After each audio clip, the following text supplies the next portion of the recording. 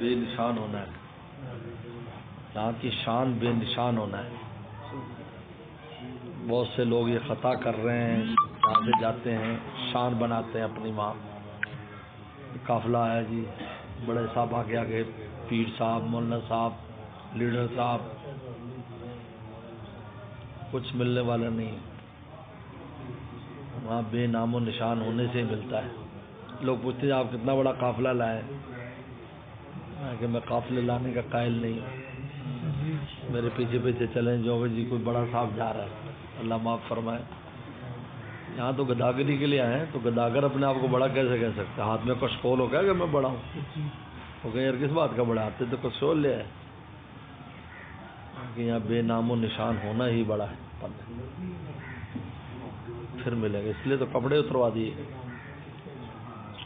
کپڑے بھی ایسے نہ پہنو جس سے پتہ چلے بھی تم کچھ ہو، سب ایک ہی جیسے پہنے، غریب کے تن پر بھی وہ امیر کے تن پر، بادشاہ کے تن پر، گدا کے تن پر، کپڑے بھی اتروا دیے اللہ۔ تو بے نام و نشان ہونے میں شان ہے۔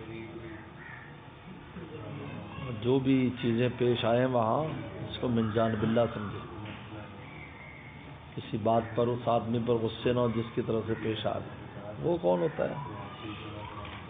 میزبان اللہ رسول ہیں، تو کسی کا باہر ان کو روک دو جی، یہ دوسرے اس میں کھائیں گے، پہلے میں نہیں کھائیں گے۔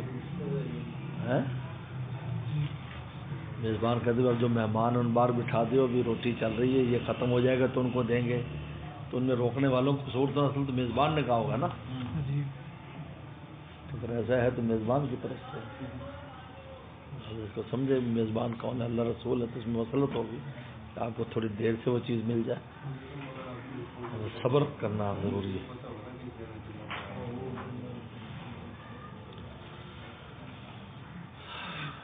اس لیے چنانچہ حدیث میں بھی آتا ہے کہ جو مدینہ شریف کی مشکل پر صبر کرے گا میں اس کے لیے سفارشی ہوں۔